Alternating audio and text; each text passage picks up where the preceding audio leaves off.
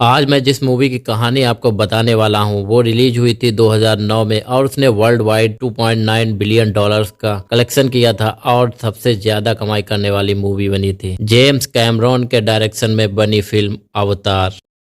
इस कहानी की शुरुआत में अंतरिक्ष में एक स्पेसशिप दिखाया जाता है। ये वक्त होता है सन 2154 का। ये वक्त है जब इंसानों ने धरती पर सभी नेचुरल रिसोर्सेज को खत्म कर दिया है, इसीलिए ऊर्जा के स्रोत के लिए एक नए ग्रह पे जा रहे हैं। उस ग्रह का नाम पेंडोरा है। स्पेसशिप के अंदर स्लीपिंग चैम्बर्स में एक आदमी की नींद खुलती है जिसका नाम जैक सैली है। जैक कहता है पिछले 6 सालों से जब से हम धरती से चले हैं तब से हम इन स्लीपिंग चैम्बर्स में सो रहे हैं। इसके बाद दिखाते हैं पेंडोरा पहुंच जाते हैं जहाँ पर बहुत बड़े बड़े रोबोट होते हैं। यहाँ का वातावरण इंसानों के अनुकूल नहीं है, यानी कि इंसान यहाँ सांस नहीं ले सकते। इसके बाद कर्नल माइल्स को दिखाया जाता है जो सिक्योरिटी हेड है। वो बताते हैं इस ग्रह पर जो भी लोग सांस लेते हैं वो सब तुम्हारे दुश्मन है और वे तुम्हें मारना चाहते हैं। इससे पता चलता है वो इस ग्रह और यहाँ पर रह रहे जीवों से सख्त नफरत करता है। अब जैक साइंस लैब में जाता है जहाँ इसे बहुत बड़े बड़े क्लोन्स दिखाए जाते हैं जो यहाँ रह रहे जीवों और इंसानों को डीएनए से मिलकर बनाया गया है। ये दिखते तो बिल्कुल इस ग्रह के लोगों की तरह हैं जिन्हें नाभि कहा जाता है, पर इनके अंदर इंसानों का भी डीएनए है। ये एक तरह का एक्सपेरिमेंट है, यानी कि इंसानी दिमाग इन क्लोन्स को कंट्रोल करेगा। इन क्लोन्स को अवतार कहा जाता है, इसलिए इस पूरे एक्सपेरिमेंट का नाम भी अवतार होता है। यहाँ पर जैक की मुलाकात डॉक्टर ग्रेस से भी होती है जो इस एक्सपेरिमेंट की हेड है। इसके बाद जैक को दिखाया जाता है जो एक स्लीपिंग चैम्बर्स के अंदर जाता है। दरअसल ये एक मशीन है जिसमें इंसान गहरी नींद में चला जाता है और उसका क्लोन जो डीएनए से बना है वो पूरी तरह एक्टिव हो जाता है। और जब जैक का अवतार जागता है वो बहुत खुश होता है क्योंकि इस अवतार में उसके पैर बिल्कुल ठीक थे। डॉक्टर के मना करने के बावजूद वह इस जगह से बाहर चला जाता है और बाहर निकलकर वो पूरी तेजी से भागता है। ये उसके लिए किसी सपने की तरह है। यहाँ पर डॉक्टर ग्रेस भी आती है। वो जैक से पूछती है तुम्हें कैसा लग रहा है। जैक कहता है मैं बता नहीं सकता। अब रात हो जाती है तो सारे क्लोन्स को सुला दिया जाता है और इंसानी शरीर जाग जाता है, यानी कि जब क्लोन्स जागते हैं तो इंसान सोता है और जब इंसान जागता है तो क्लोन्स सोते हैं। अब अगले दिन जैक, ग्रेस और उसके कुछ साथी उस जगह पर जाते हैं जहाँ पर इस ग्रह के लोग रहते हैं और बहुत ही खतरनाक जानवर रहते हैं। ग्रेस पेड़ पौधों का सैंपल ले रही होती है। तभी जैक उन सबसे अलग इस जंगल को देखने लगता है। उसके सामने बहुत खूबसूरत पौधा होता है। जैक जैसे ही उसे टच करना चाहता है वो बंद हो जाता है। इसके बाद वो सभी पौधों को टच करने लगता है जिस वजह से सारे पौधे बंद हो जाते हैं और उनके पीछे होता है एक खतरनाक जानवर। ग्रेस भी वहां आ जाती है। वो जैक को मारने के लिए दौड़ता है। जैक भी उसकी तरफ दौड़ता है। वो जानवर डर कर रुक जाता है लेकिन जैक से नहीं डरा होता है बल्कि उसके पीछे उससे भी ज्यादा खतरनाक एक जानवर होता है जो इस ग्रह पर सबसे खतरनाक है। ग्रेस कहती है जितनी तेजी से भाग सकते हो भागो और अब जैक भागना शुरू करता है। वो जानवर भी उसके पीछे दौड़ता है पर तभी उसके सामने झरना आ जाता है जिससे जैक नीचे कूद जाता है। अब वो अकेला इस खतरनाक जंगल में भटक रहा होता है। तभी पेड़ के ऊपर एक लड़की को दिखाया जाता है जिसका नाम निटीरी है जो इस ग्रह की होती है। वो जैक को देख लेती है। अब वो उसे अपने तीर से मारने वाली होती है कि तभी उसके तीर के ऊपर एक अजीब सी चीज आकर बैठ जाती है जिस वजह से वो जैक को नहीं मारती। जैक को भटकते भटकते रात हो जाती है। तभी एक जगह पर इस ग्रह के जंगली कुत्ते जैक पर हमला कर देते हैं। वो उनका सामना करने की कोशिश करता है पर वो इतने सारे को नहीं मार सकता। तभी यहाँ पर वही लड़की आ जाती है जिसका नाम निटेरी है और वो सभी जंगली कुत्तों को मारकर भगा देती है। इसके बाद जैक उससे कहता है मैं तुम्हारी चीजें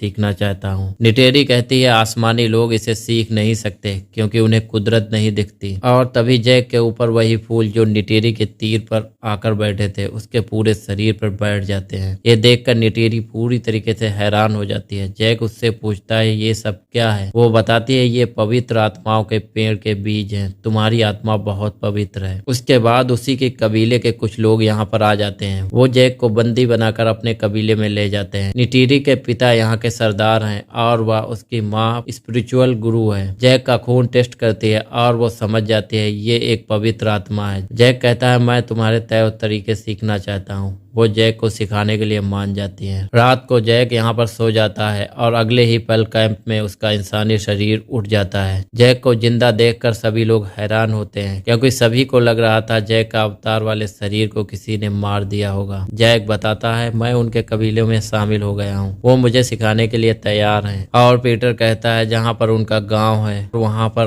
अनऑब्टेनियम का भंडार है, तुम्हें उन्हें वहाँ से हटाना होगा। जैक कहता है, अगर उन्होंने अपना गाँव खाली नहीं किया तो क्या? कर्नल कहते हैं, तुम्हारे पास 3 महीने हैं, उसके बाद हम अपना तरीका अपनाएंगे। और अब जैक रोज उनके गांव जाना शुरू करता है, जहां निटेरी उसे ट्रेनिंग देना शुरू कर देती है कि जंगलों में कैसे जाया जाता है, पेड़ों पर कैसे भागा जाता है, किस तरह से हथियार चलाए जाते हैं। और बहुत जल्दी वो उनके तौर तरीके सीख लेता है। और एक दिन निटेरी जैक से कहती है कि अब तुम नावी बनने को तैयार हो। निटेरी कहती है, मगर इससे पहले तुम्हें अपना इकरान चुनना होगा। यहाँ बड़े बड़े पक्षी हैं जिन पर बैठकर यहाँ के लोग सवारी करते हैं, जो एक नावी अपनी पूरी जिंदगी में एक ही पक्षी चुन सकता है। और ये सब के सब उस जगह पर पहुंच जाते हैं जहाँ पर बहुत सारे इकरान होते हैं। सबसे पहले जैक को भेजा जाता है। जैक निटेरी से पूछता है कि मुझे कैसे पता चलेगा कि मेरा इकरान कौन है। तब निटेरी उससे बताती है कि वो तुम पर हमला करेगा। और जब जैक धीरे धीरे आगे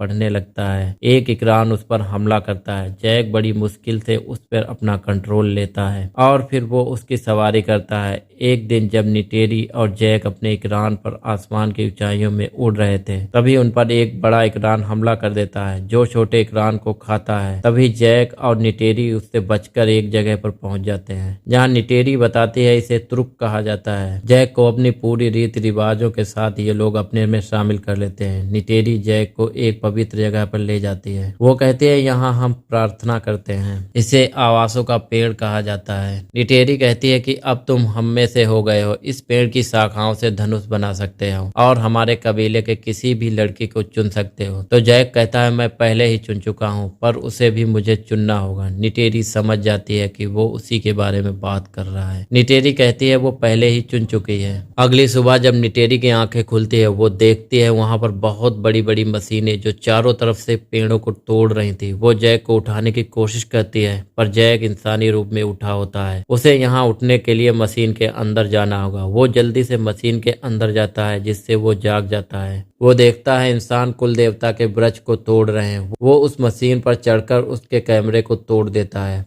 पर तभी उस पर सिपाहियां गोली चलाने लगते हैं, जिस वजह से जैक वहां से निकल जाता है। जैक और निटेरी कैमरे के पास जाते हैं। यहाँ पर ग्रेस भी होती है, जो इन्हीं के रूप में होती है। जैक और ग्रेस इन्हें बताना चाहते हैं कि इन पर हमला होने वाला है। इससे पहले ये उन्हें बता पाते, कर्नल उस कैमरे में जिस कैमरे को जैक ने तोड़ा था, उसमें जैक की फोटो देख लेता है। इस बात पर कर्नल को बहुत गुस्सा आ जाता है। वो उस जगह जाता है जहाँ पर स्लीपिंग चैम्बर्स होते हैं। वहाँ पर कर्नल पहले ग्रेस और उसके बाद जैक की स्लीपिंग चैम्बर्स ऑफ कर देता है, जिससे उनके क्लोन्स पूरी तरह डेड हो जाते हैं और इंसानी रूप होश में आ जाता है। जैक और ग्रेस मिलकर समझाने की कोशिश करते हैं कि उनके घर और जंगल को तबाह ना करो। पीटर उन्हें 1 घंटे का टाइम देता है कि वो 1 घंटे में जगह को खाली करा दें। जैक और ग्रेस स्लीपिंग चैम्बर्स में चले जाते हैं और वो अपने अवतार वाले रूप में जागते हैं, जहाँ पर जैक गाँव वालों को बताता है बहुत जल्द यहाँ पर आर्मी आने वाली है, वो तुम्हारे गाँव को तबाह कर देगी। इंसानों ने मुझे इसीलिए यहाँ भेजा था। ये सुनकर निटेरी एकदम शॉक्ड हो जाती है। वो जैक से पूछती है, तुम्हें पता था ये सब होने वाला है? जैक कहता है, हाँ, लेकिन अब मैं तुमसे प्यार करता हूँ और इस जगह से प्यार करता हूँ। मैं तुम में से एक हूँ। निटेरी को बहुत गुस्सा आता है। वो कहते हैं, तुम हम में से एक कभी नहीं हो सकते। और इसके बाद जैक और ग्रेस को बंदी बना लिया जाता है। तभी कर्नल अपनी पूरी आर्मी के साथ गांव तक पहुंच जाता है। यहाँ पर एक बहुत बड़ा पेड़ होता है। इतना विशाल पेड़ इस पूरे प्लेनेट और कहीं भी नहीं होता। कर्नल देखता है कि जैक और ग्रेस को बंदी बना लिया गया है। वो समझ जाता है इन लोगों ने इनकी बात नहीं मानी, इसीलिए वो हमला करने का ऑर्डर दे देता है और एक के बाद एक कई मिसाइलें छोड़ी जाती हैं, जिस वजह से बहुत सारे नावी मारे जाते हैं। और तभी निटेरी की माँ जैक और ग्रेस की रस्सियां काट देती है और मदद करने के लिए कहती है। और अब जैक भी उनकी मदद करने की कोशिश करता है, पर तभी इनका विशाल पेड़ गिरना शुरू हो जाता है, जिस वजह से इन सब को यहाँ से भागना पड़ता है। निटेरी के पिता की मृत्यु हो जाती है। जैक और ग्रेस की मशीन को भी बंद कर दिया जाता है और वो इंसानी रूप में उठ जाते हैं। इन दोनों और इनके साथी नोम को भी बंदी बना लिया जाता है। है। इंसानी पायलट में एक लेडी पायलट होती है जिसे ऐसा लगता है कि यहाँ के लोगों के साथ ये गलत हो रहा है, इसीलिए वो इन तीनों को यहाँ से फाइटर प्लेन में छुड़ा कर ले जाती है। ये उस जगह जाते हैं जंगल में जहाँ पे स्लीपिंग चैम्बर्स होते हैं। ये स्लीपिंग चैम्बर्स को वहाँ से उठाकर दूसरी जगह ले जाते हैं ताकि कोई भी मशीन को बंद ना कर सके।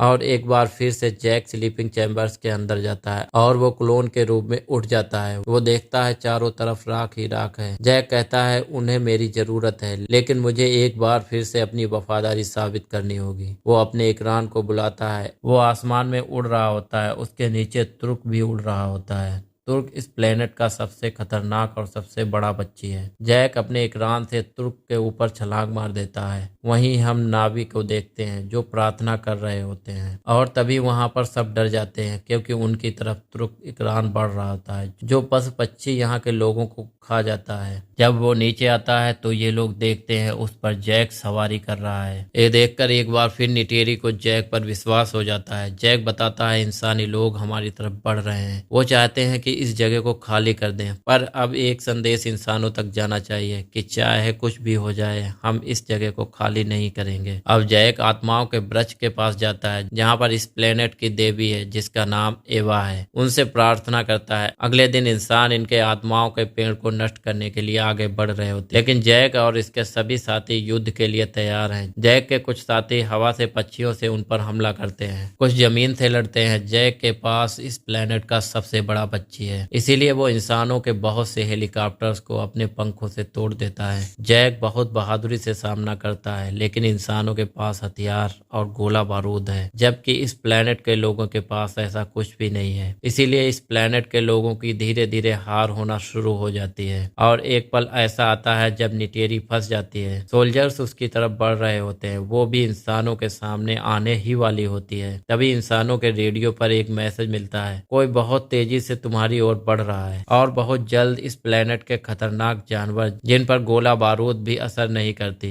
वो इंसानों पर हमला कर देते हैं और एक एक कर इंसानों को मारना शुरू करते हैं। वहीं आसमान में बहुत सारे इकरान इनके हेलीकॉप्टर पर हमला कर देते हैं, यानी जैक की प्रार्थना कबूल हो गई थी। कर्नल एक बहुत बड़े रोबोट के अंदर होता है, वो जैक पर हमला करता है। जैक और उसके बीच बहुत घमासान लड़ाई होती है। कर्नल कहता है शायद तुम अपनी असलियत भूल गए हो। दरअसल कर्नल को स्लीपिंग चैम्बर्स दिख जाते हैं जहां पर इंसानी जैक सो रहा होता है। वो स्लीपिंग चैम्बर्स को तोड़ना शुरू करता है। जैक दोबारा उस पर हमला करता है, पर अब जैक का इंसानी रूप उठना शुरू हो जाता है। कर्नल चाकू से जैक का गला काटने ही वाला होता है कि तभी निटेरी वहां पर पहुंच जाती है और अपने जहरीले तीर से कर्नल को मार देती है और जैक का इंसानी रूप जाग जाता है, इसीलिए क्लोन पूरी तरह डेड हो जाता है। जैक को सांस लेने में बहुत प्रॉब्लम हो रही थी। वो मास्क को निकालने की कोशिश करता है पर अपने पैर खराब होने के कारण वहां तक नहीं पहुंच पाता और अब जैक मरने ही वाला है। निटेरी को यह एहसास हो जाता है जैक का इंसानी रूप अंदर है। वो जल्दी से अंदर जाती है। वो उसके चेहरे पर ऑक्सीजन मास्क लगा देती है जिससे जैक को ऑक्सीजन मिलना शुरू हो जाती है। जैक अब पूरी तरह से ठीक हो जाता है। सभी इंसानों को वापस धरती पर भेज दिया जाता है और कुछ लोग जो दिल के साफ हैं उन्हें यहाँ रहने की इजाजत मिल जाती है। इसके बाद जैक के इंसानी शरीर और उसके क्लोन वाले शरीर को आत्माओं के पेड़ के पास लाया जाता है जहाँ पर सभी नावी लोग आत्माओं के पेड़ से प्रार्थना करते हैं और जैक की इंसानी शरीर की आत्मा हमेशा के लिए क्लोन वाले शरीर में ट्रांसफर कर दी जाती है, यानी कि अब वो हमेशा के लिए एक नावी बन गया है। और इसी के साथ ये मूवी यहीं पर खत्म हो जाती है। इसका नेक्स्ट पार्ट अभी हाल ही में रिलीज किया गया है। उसका फुल रिकैप वीडियो हम मेरे चैनल पर पहले से ही अपलोड है, आप चाहें तो उसको चेकआउट कर सकते हैं।